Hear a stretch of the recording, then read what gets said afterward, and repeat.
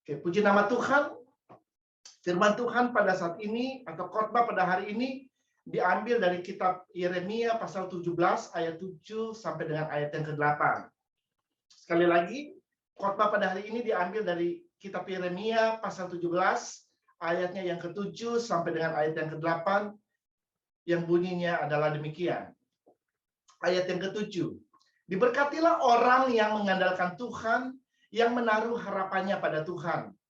Ia akan seperti pohon yang ditanam di tepi air, yang merambatkan akar-akarnya ke tepi batang air, dan yang tidak mengalami datangnya panas terik, yang daunnya tetap hijau, yang tidak khawatir dalam tahun kering, dan yang tidak berhenti menghasilkan buah. Sedemikian jauh pembacaan firman Tuhan pada saat ini. Bapak, Ibu, Saudara yang terkasih dalam Tuhan Yesus Kristus, kalau saya bisa kasih judul atau tema khotbah pada hari ini, temanya adalah kehidupan yang diberkati Tuhan. Saudara-saudara, ada dua hal yang sangat mempengaruhi kehidupan manusia. Yang pertama adalah kutuk, yang kedua adalah berkat. Hidup dalam kutuk atau hidup dalam berkat. Pada saat ini saya tidak akan membahas tentang hidup di dalam kutuk, karena saya percaya kurang lebih 2000 tahun yang lalu Tuhan Yesus sudah datang ke dunia ini untuk menebus manusia dari dosa dan kutuk. Sehingga kita sebagai orang yang percaya kepada Dia tidak perlu lagi hidup di dalam kutuk, tetapi kita akan hidup dalam berkat-berkat Allah. Kita akan berjalan dalam berkat-berkat Allah. Karena sebenarnya sejak pertama kali Tuhan menciptakan manusia, Tuhan menciptakan manusia untuk hidup di dalam berkat-berkat-Nya. Kalau kita baca dalam Kejadian 1 ayat 27 sampai dengan ayat yang ke-28, maka Allah menciptakan manusia itu menurut gambarnya, menurut gambar Allah diciptakannya dia, laki-laki dan perempuan diciptakannya mereka. Allah memberkati mereka, lalu berfirman kepada mereka, beranak cuculah dan bertambah banyak. Penuhilah bumi dan taklukkanlah itu, berkuasalah atas ikan-ikan di laut, dan burung-burung di udara, dan atas segala binatang yang merayap di bumi. Saudara-saudara, pada waktu manusia diciptakan, dikatakan dalam ayat firman Tuhan yang baru kita baca ini, manusia diciptakan menurut gambar Allah, ya. Dan sesudah manusia diciptakan, kalau saudara membaca dalam ayat yang ke-28 dikatakan Allah memberkati mereka, lalu menyuruh mereka untuk beranak cucu, bertambah banyak, memenuhi bumi, dan menaklukkan bumi itu, dan berkuasa atas bumi itu. Saudara lihat, ya, perintah Allah disampaikan di sini, tetapi yang pertama kali yang Tuhan lakukan dalam kehidupan manusia adalah memberkati mereka. Pada waktu mereka hidup dalam berkat, maka mereka bisa beranak cucu, bisa bertambah banyak. Mereka bisa menaklukkan bumi ini. Mereka bisa berkuasa atas segala ciptaannya. Jadi berkat Allah itu sangat penting dalam kehidupan kita sebagai orang yang percaya. Kita akan melihat orang yang seperti apakah yang akan diberkati Tuhan menurut Yeremia pasal 17 ayat yang ke-7. Diberkatilah orang yang mengandalkan Tuhan, yang menaruh harapannya pada Tuhan. Saudara-saudara, kalau kita melihat dalam ayat ini, ada dua hal yang membuat seseorang diberkati oleh Tuhan. Yang pertama adalah orang yang mengandalkan Tuhan. Orang yang mengandalkan Tuhan adalah orang yang percaya kepada Tuhan. Pertama-tama yang harus dilakukan pada waktu kita percaya kepada Tuhan, artinya kita harus percaya kepada Yesus sebagai Tuhan dan Juru Selamat di dalam kehidupan kita. Dan pada waktu itu, Tuhan Yesus akan masuk dalam hidup kita melalui Roh Kudus. Dia akan tinggal dalam hidup kita. Sehingga kita bisa menjadi orang yang benar, orang yang dibenarkan oleh Allah. Dan pada waktu kita menjadikan Yesus sebagai Tuhan, itu artinya kita menjadikan dia sebagai kurios. Bahasa aslinya Tuhan itu kurios. Penguasa tunggal. Penguasa satu-satunya yang menguasai dan mengendalikan kehidupan kita.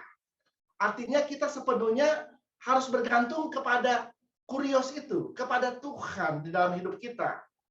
Orang yang mengandalkan Tuhan adalah orang yang menyadari bahwa dia tidak dapat melakukan apa-apa atau dia tidak dapat berbuat apa-apa tanpa Tuhan. Orang yang mengandalkan Tuhan adalah orang-orang yang mempercayakan kehidupannya sepenuhnya kepada Tuhan.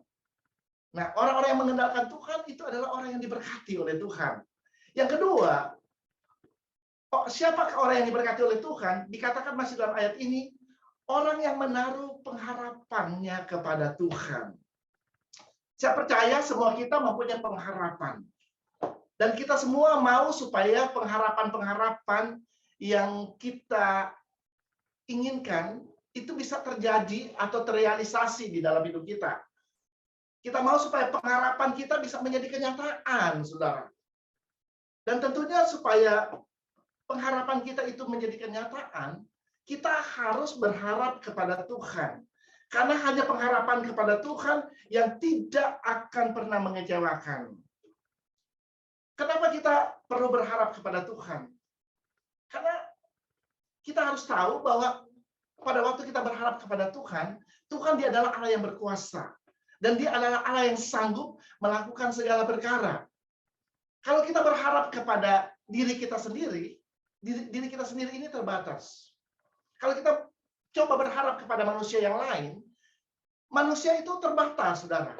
Makanya firman Allah berkata, berharaplah kepada Tuhan, percayalah kepada Tuhan. Maka pengharapan di dalam Tuhan itu tidak akan pernah mengecewakan. Saya percaya kalau kita sebagai orang benar, pengharapan-pengharapan kita itu akan didasarkan atas firman Tuhan. Pengharapan-pengharapan kita itu tidak akan menyimpang dari kehendak Tuhan. Amin, saudara. Karena kita adalah orang benar. Ya, misalnya kita mempunyai pengharapan untuk mempunyai masa depan yang cerah, masa depan yang indah. Saudara mempunyai pengharapan tentang masa depan yang indah, ya itu adalah pengharapan yang sesuai dengan kehendak Tuhan.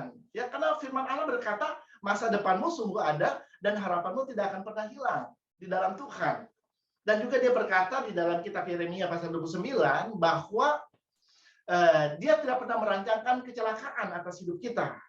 Tetapi rancangannya adalah rancangan damai sejahtera dan dia akan memberikan kepada kita masa depan yang penuh dengan harapan. Ya, jadi boleh-boleh saja, saudara, kalau engkau mau berharap untuk memiliki masa depan yang cerah, masa depan yang indah, kan itu adalah sesuai dengan kehendak Allah. Contoh yang lain, misalnya engkau mempunyai pengharapan supaya pada waktu engkau melakukan sesuatu, engkau tidak mengalami kegagalan, tetapi engkau mengalami keberhasilan. Saudara, hidup di dalam keberhasilan atau hidup sukses itu sesuai dengan kehendak Allah. Kalau kita membaca di dalam Mazmur 1 ayat yang ketiga, firman Allah berkata, ia seperti pohon yang ditanam di tepi aliran air, yang menghasilkan buahnya pada musimnya, dan yang tidak layu daunnya, apa saja yang diperbuatnya berhasil. Haleluya. Saudara lihat di sini, ya, dikatakan apa saja yang diperbuatnya berhasil. Nah, ini adalah kehidupan dari orang benar. Tuhan tidak menghendaki kita hidup di dalam kegagalan. Tapi Tuhan menghendaki kita bisa hidup di dalam keberhasilan, di dalam kesuksesan. Dan ini adalah kehendak Allah. Ya. Jadi kalau engkau berharap supaya hidupnya bisa berhasil dan sukses, itu adalah kehendak Allah. Karena saya percaya kalau orang benar itu sukses, maka dia akan mempersembahkan itu untuk Tuhan. Ya, dengan kehidupannya itu dia akan menjadi saksi Tuhan. Dia akan menjadi berkat bagi orang-orang yang ada di sekitar dia. Orang-orang itu bisa melihat bahwa Tuhan menyertai dia dan melakukan pekerjaan yang melalui kehidupan dia sehingga dia bisa berhasil. Haleluya. Jadi di sini kita lihat penting sekali kita berharap kepada Tuhan. Dan saya percaya ada pengharapan-pengharapan yang lain yang ada di dalam hidupmu.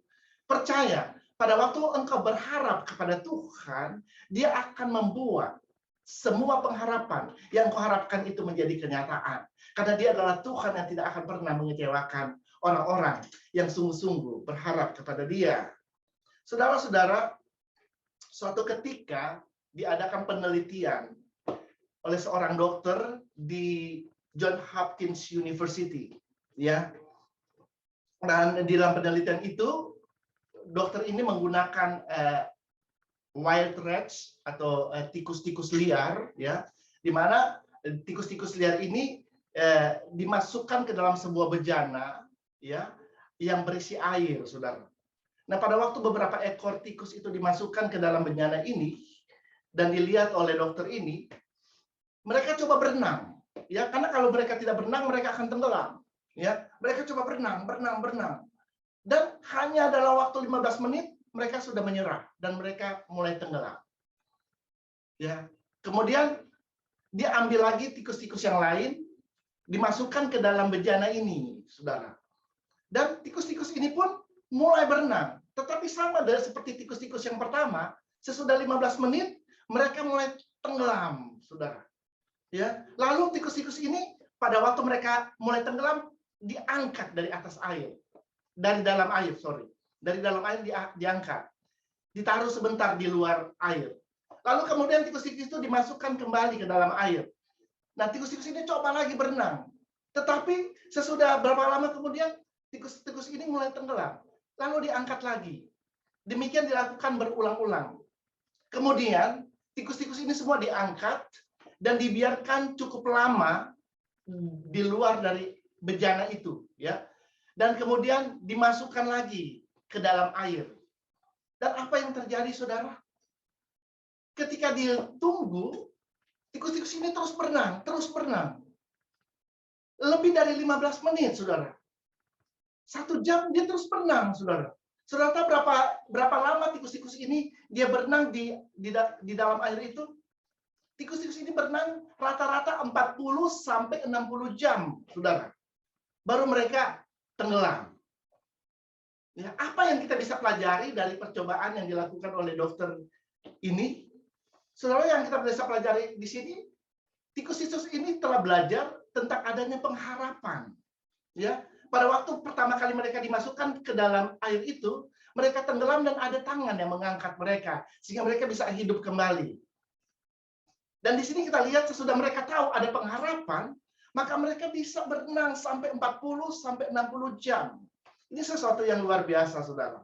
Ya, dan mereka bisa begitu optimis bahwa suatu saat pasti ada tangan yang akan mengangkat mereka. Ya. Nah, demikian juga dengan kehidupan kita sebagai orang percaya. Ya. Kita harus tahu bahwa ada Tuhan yang memperhatikan dan melihat kehidupan kita. Oleh karena itu, firman Allah berkata bahwa pengharapan di dalam Tuhan tidak akan pernah mengecewakan. Itu akan terjadi dalam hidupmu. Ya, pada waktu ada situasi tantangan datang dalam hidupmu, percaya ada Tuhan, berharap kepada Tuhan, maka engkau akan melihat tangan Dia akan menolong hidupmu, akan membuat engkau bisa mengatasi setiap persoalan, setiap masalah situasi yang terjadi di dalam hidupmu. Saudara-saudara, apa akibat dari orang-orang yang hidupnya mengandalkan dan berharap kepada Tuhan? Kita lihat di dalam Yeremia pasal 17 ayat yang ke-8. Demikian firman Tuhan, ia akan seperti pohon yang ditanam di tepi air, yang merambatkan akar-akarnya ke tepi batang air, dan yang daunnya tidak mengalami datangnya panas terik, yang daunnya tetap hijau, yang tidak khawatir dalam tahun kering, dan yang tidak berhenti menghasilkan buah. Saudara-saudara, ada beberapa hal yang kita akan pelajari, bagaimana kehidupan orang yang mengandalkan dan senantiasa berharap kepada Tuhan.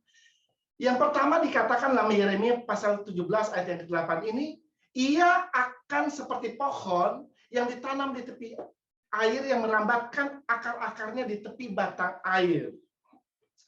Saudara, kalau berbicara tentang air, ini berbicara tentang kehidupan. Di mana ada air, di situ ada kehidupan.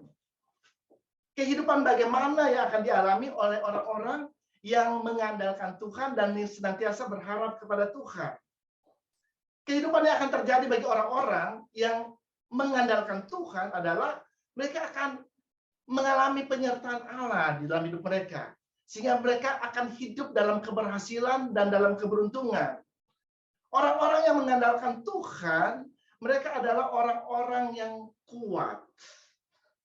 Orang-orang yang mengandalkan Tuhan adalah orang-orang yang akan berjalan dan hidup di dalam kemenangan, bukan di dalam kekalahan.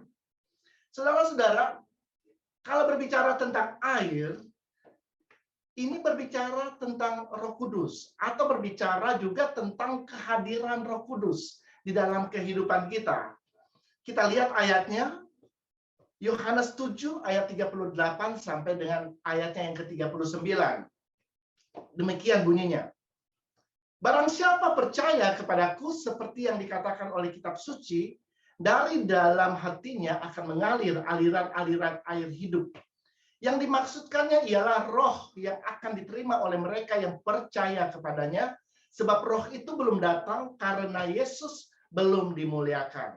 Saudara perhatikan di sini bahwa dikatakan orang yang percaya kepada Yesus, dikatakan dari dalam hatinya akan mengalir aliran-aliran air hidup.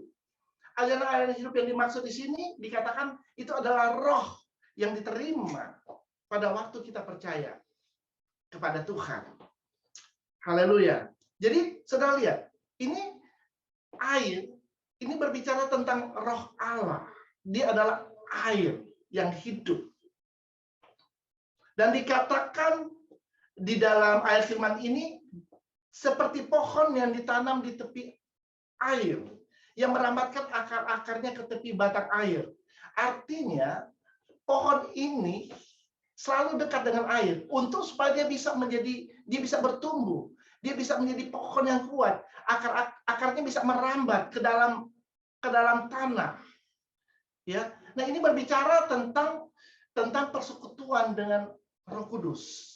Pada waktu kita bersekutu dengan Allah, pada waktu kita mempunyai persekutuan dengan Roh Kudus, maka kehidupan kita akan menjadi kehidupan yang kuat. Kehidupan kita akan menjadi kehidupan yang tidak akan goyah pada waktu apapun situasi, keadaan yang kita alami di dalam hidup ini, saudara. Karena kita mempunyai persekutuan dengan Allah. Jadi sangat penting untuk selalu bersekutu dengan Allah. Badai boleh datang, tantangan boleh datang, tetapi orang yang mempunyai persekutuan dengan Tuhan, dengan Roh Kudus akan kuat. Beberapa waktu yang lalu di New Jersey ini kita ada diserang badai. Ini bukan badai biasa, ya. Dikatakan badai ini adalah superstorm atau super badai, saudara. Dan ini hanya terjadi 100 tahun sekali. Jadi kalau saya hidup sekarang, saya tidak akan melihat lagi superstorm itu. Karena itu akan terjadi kurang lebih 100 tahun yang akan datang, saudara. Dan memang efek yang disebabkan oleh superstorm itu sangat luar biasa, saudara. Ya, banyak daerah-daerah di tempat di mana saya tinggal di New Jersey ini lampunya mati. Ada ratusan ribu orang yang rumahnya tidak ada lampu, saudara. Bahkan ada juga yang sampai gasnya juga mati, ya, untuk masak itu mati juga, saudara. Dan setelah superstorm ini selesai atau badai ini selesai, waktu saya berjalan di jalan, saya melihat ada begitu banyak pohon yang tumbang, saudara, ya, yang roboh. Kenapa pohon-pohon ini roboh? Karena akarnya tidak kuat.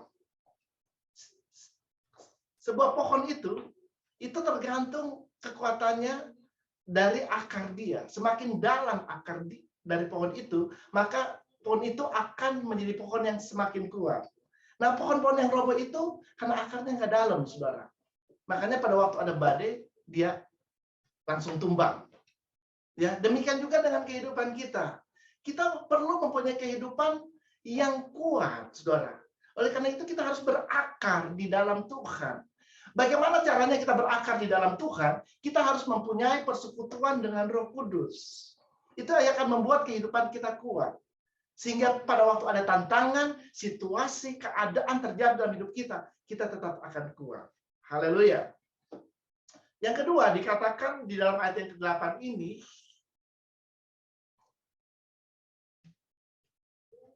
tidak mengalami datangnya panas terik. Jadi orang yang mengandalkan Tuhan dan yang berharap kepada Tuhan tidak akan mengalami datangnya panas terik. Saudara, kalau berbicara tentang panas terik ini berbicara tentang sesuatu yang tidak menyenangkan yang terjadi di dalam kehidupan kita. Ya, makanya kalau kita ada di luar dan kita kena matahari dan matahari itu sangat panas, ya, sangat terik, saudara, kita akan mencari tempat untuk berlindung, ya. Kalau Anda mempunyai payung, mungkin Anda akan membuka payung itu sehingga engkau terlindung dari panas yang terik itu, saudara. Ya, dan juga mungkin engkau akan memakai topi, ya, atau engkau akan pergi ke bawah pohon, ya, untuk mencari perlindungan, ya. Nah, dikatakan oleh firman Tuhan, orang yang mengandalkan Tuhan itu tidak akan mengalami datangnya panas terik. Artinya, orang yang ada di dalam Tuhan, orang yang mengandalkan Tuhan, itu ada pemeliharaan Tuhan di dalam kehidupannya, sehingga kehidupannya tidak berkekurangan, saudara. Seperti Raja Daud yang berkata di dalam Mazmur pasal 23 ayat yang pertama, Mazmur ini sangat terkenal, saudara, saya percaya kita semua tahu, ya, Mazmur 23, ini Mazmur yang ditulis oleh Raja Daud. Dia berkata dalam ayat yang pertama, Tuhan adalah gembalaku, takkan kekurangan aku. Saudara-saudara, Raja Daud adalah seorang raja yang sangat mengandalkan Tuhan. Kehidupannya sangat berharap kepada Tuhan, sehingga dia menulis Mazmur 23 ini. Dia katakan, Tuhan adalah gembalaku. Artinya dia mengatakan dia ini adalah domba. Nah, seekor domba sangat bergantung kepada gembalanya. Ya.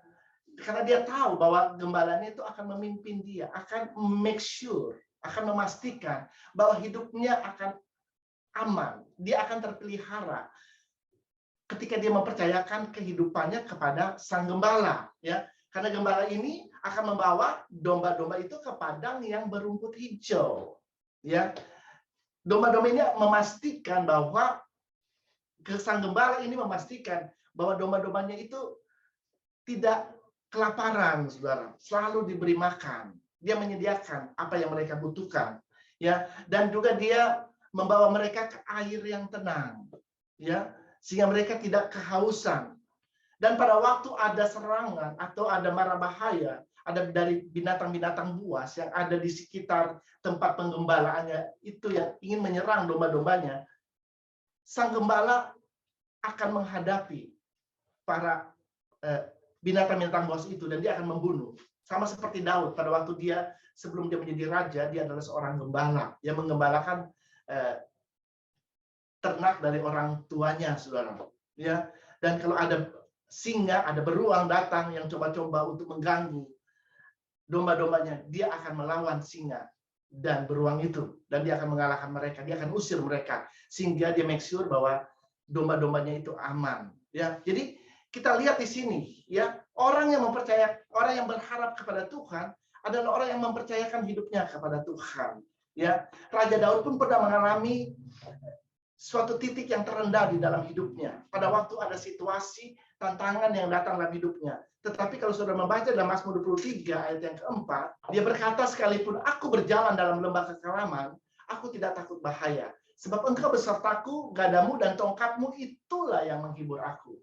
Ya, kita lihat di sini, pada waktu ada situasi tantangan, bahkan dikatakan dia menghadapi lembah kekelaman atau lembah bayang-bayang maut, saudara. Dia tidak takut bahaya karena dia percaya ada Tuhan yang menyertai dia. Ada gada dan tongkat Tuhan yang menyertai dia. Ada Tuhan yang selalu menolong dia dan selalu melepaskan dia, yang menyertai dia. Nah, ini adalah orang-orang yang mengandalkan Tuhan dan berharap kepada Tuhan. Inilah yang akan terjadi. Dia tetap akan ada dalam pemeliharaan Tuhan. Tuhan akan menyediakan apa yang dia butuhkan dalam hidupnya. Yang ketiga, dikatakan masih dalam ayat yang ke-8, daunnya tetap hijau. Ya, orang yang mengandalkan Tuhan dan berharap kepada Tuhan, daunnya tetap hijau, artinya daunnya itu tetap segar dan tidak layu, saudara. Ini berbicara tentang orang-orang yang mengandalkan Tuhan adalah orang-orang yang bersemangat hidupnya. Orang-orang yang mengandalkan Tuhan dan berharap kepada Tuhan, orang-orang yang penuh dengan gairah. Orang-orang yang optimis dalam menatap masa depannya. Karena dia percaya bahwa masa depan dia sungguh ada dan harapannya tidak akan pernah hilang. Karena dia percaya bahwa ada Tuhan yang senantiasa bersama dengan dia. Dia tidak perlu takut tentang masa depannya. Karena ada Tuhan yang berserta dengan dia, yang bersama dengan dia. Dan Tuhan akan memberikan dia masa depan yang penuh harapan dan masa depan yang gilang gemilang dalam hidupnya. Dan dikatakan seterusnya tidak khawatir dalam tahun kering. Ya, masih poin yang ketiga. Yang pertama daunnya tetap hijau dan yang tidak khawatir tahun kering. Jadi artinya tidak khawatir dalam tahun kering, orang-orang yang mengharapkan Tuhan ini tidak terpengaruh dengan keadaan atau situasi yang terjadi di sekitarnya. Ya. Karena dia percaya dia bukan hidup karena situasi dan keadaan yang terjadi dalam hidupnya. Dia percaya dia hidup karena berkat Tuhan. Ya, dia percaya dia hidup karena Tuhan. Ya, jadi dia tidak akan terpengaruh dengan situasi yang terjadi dalam hidupnya. Contohnya kalau kita lihat adalah Ishak. Suatu ketika Ishak di tempat di mana dia tinggal ada kekeringan dikatakan. Lalu dia memutuskan dia akan pindah. Ya, dia akan mengungsi sementara. Dia akan pergi dari tempat di mana dia tinggal pada waktu itu. Dan dia berpikir dia akan pergi ke Mesir. Tetapi pada waktu dia berpikir untuk pergi ke Mesir, Tuhan berfirman kepada dia supaya dia jangan pergi ke Mesir, tetapi dia tinggal di Gerar, di tanah orang Filistin. Dan yang dilakukan oleh Ishak, dia mentaati apa yang Tuhan firmankan kepadanya. Dia tinggal di negeri orang Filistin. Dan apa yang terjadi pada waktu dia tinggal di sana, Tuhan memberkati kehidupannya. Kalau kita baca dalam Kejadian 26 ayat yang ke-12, maka menaburlah Ishak di tanah itu, di tanah orang Filistin, dan dalam tahun itu juga ia mendapat hasil 100 kali lipat sebab ia diberkati Tuhan. Ya, saudara perhatikan kata ia diberkati Tuhan. Pada waktu dia menabur, Tuhan memberkati dia dan dia bisa menghasilkan 100 kali lipat. Ini sesuatu yang luar biasa. Ya, jadi sebenarnya kehidupan orang percaya itu tidak tergantung dengan situasi. Situasi boleh buruk, saudara. Situasi boleh tidak menyenangkan. Tetapi orang yang mengandalkan Tuhan dan yang senantiasa berharap kepada Tuhan tetap akan dipelihara oleh Tuhan. Sama seperti yang dialami oleh Ishak, saudara. Pada waktu ada kekeringan, dia tetap diberkati oleh Tuhan. Dan dia bisa menghasilkan 100 kali lipat, saudara. Haleluya, ini luar biasa, ya. Jadi kita dalam kehidupan kita sekali lagi kita tidak tergantung dengan situasi dan keadaan yang terjadi dalam hidup kita. Bukan di mana engkau tinggal, tapi apakah Tuhan bersama dengan engkau atau tidak. Bukan di mana engkau bekerja, apakah ada Tuhan yang memberkati engkau atau tidak. Itu yang penting, saudara. Dan berkat Tuhan dalam hidup kita, ini yang akan membuat kita bisa menghadapi situasi apapun yang terjadi di dalam hidup kita. Yang keempat, dikatakan orang yang mengandalkan Tuhan dan berharap kepada Tuhan tidak berhenti menghasilkan buah. Saudara, tidak berhenti berbuah, itu artinya terus-menerus menghasilkan buah. Artinya pohon ini adalah pohon yang produktif, ya, yang selalu menghasilkan buah. Dan Tuhan menginginkan kita sebagai orang percaya, sebagai umat pilihannya, untuk senantiasa bertumbuh di dalam Dia dan menghasilkan buah.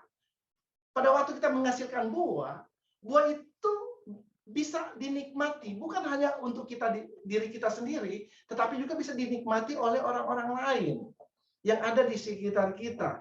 Artinya kehidupan kita sesudah kita diberkati, kita pun harus menjadi berkat bagi orang lain, saudara. Amin. Jadi orang percaya harus berbuah. Ya, makanya kalau kita baca dalam kitab Injil Matius pasal yang ketiga ayat yang ke-8, beberapa lalu saya pernah khotbah tentang ini, yaitu hasilkan buah sesuai dengan pertobatan. Ya, saudara, kita lihat bahwa sebagai orang percaya, sesudah kita menerima Yesus sebagai Tuhan dan Juru Selamat pribadi kita, kehidupan kita harus berbuah, menghasilkan buah sesuai dengan pertobatan. Ya, kehidupan pada waktu kita belum bertobat dan sesudah kita bertobat harus berbeda, saudara. Sama seperti beberapa waktu yang lalu saya berbicara tentang Sakeus, bagaimana ketika dia belum di dalam Tuhan, dan ketika dia bertemu dengan Tuhan, terjadi suatu perubahan yang signifikan di dalam hidupnya, saudara. Dia menghasilkan buah pertobatan. Ya. Dan buah pertobatan ini adalah buah-buah kebenaran. Pada waktu Roh Kudus tinggal dalam hidup kita, Roh Kudus itu akan memimpin kita kepada seluruh kebenaran. Ya, makanya orang yang percaya dia akan menghasilkan buah, yaitu buah-buah kebenaran. Kalau kita membaca dalam 2 Korintus 9 ayat yang ke-10, ia juga akan menyediakan benih bagi kamu dan melipat gandakannya dan menumbuhkan buah-buah kebenaranmu. Saudara perhatikan di sini, ya. Dikatakan dia akan menumbuhkan buah-buah kebenaranmu. Ada beberapa buah kebenaran yang saya akan bagikan. Yang pertama adalah buah roh. Ya, kita bisa baca itu di dalam Galatia 5 ayat 22 sampai 23.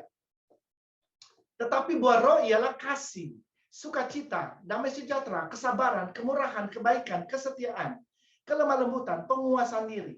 Tidak ada hukum yang menentang hal itu.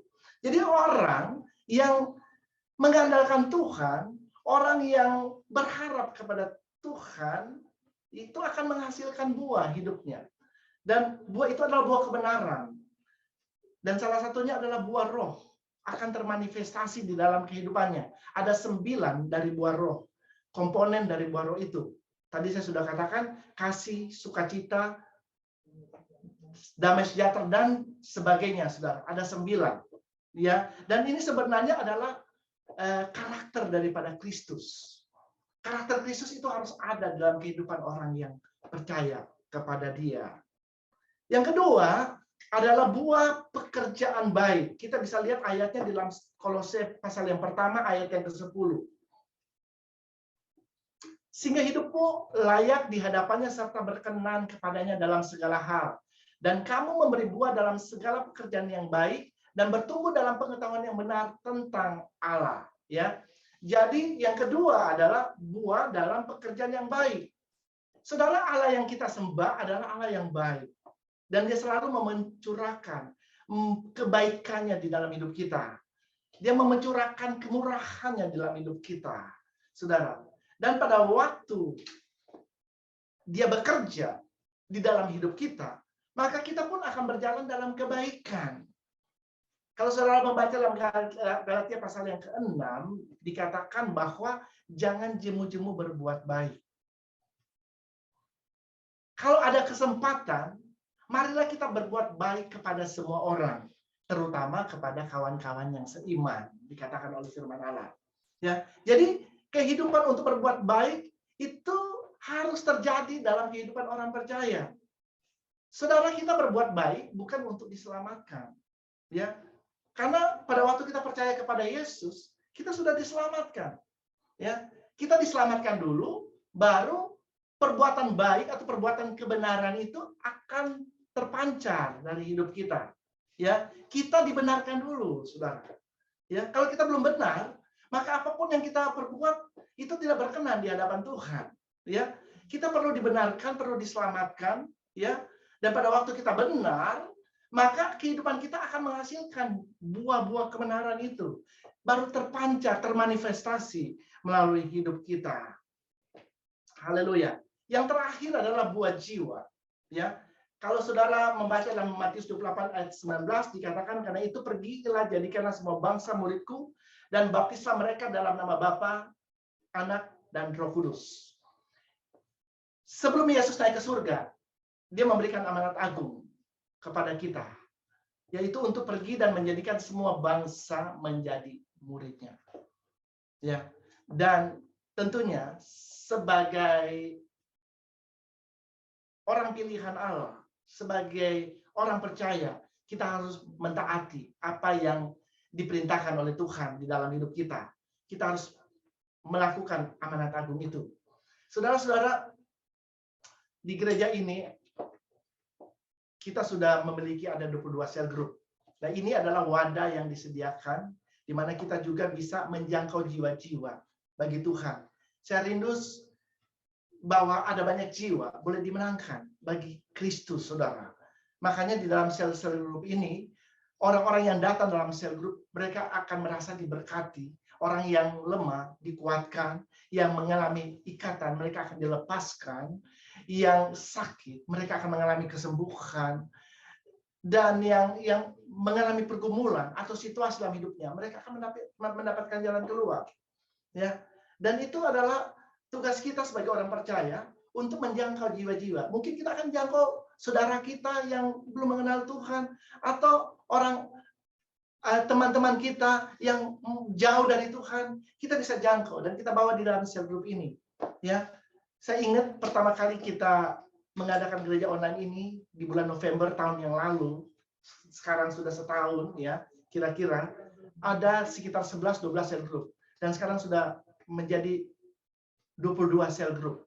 Ya, artinya ada pengembangan sebesar 100%, saudara. Saya mengucap syukur karena gereja ini adalah gereja yang mau menjangkau. Ya, yang mau menjangkau jiwa-jiwa yang ada di luar. Dan saya percaya bukan hanya 22 sel group, akan ada lagi sel group yang lain, di mana artinya akan ada banyak jiwa, ada banyak orang yang akan dimenangkan bagi Kristus. Saya tidak akan memperpanjang khotbah pada hari ini. Mari saudara, Tuhan itu sudah begitu baik dalam hidup kita. Dan Dia mau memberkati kehidupan kita. Dan kita ditentukan untuk hidup di dalam berkat-berkat Allah. Pada waktu Dia memberkati kita, sesudah kita diberkati, marilah kita mau menjadi berkat bagi orang-orang yang ada di sekitar kita. Sehingga orang-orang itu bisa melihat Kristus yang hidup di dalam hidup kita, dan mereka datang kepada Tuhan. Amin.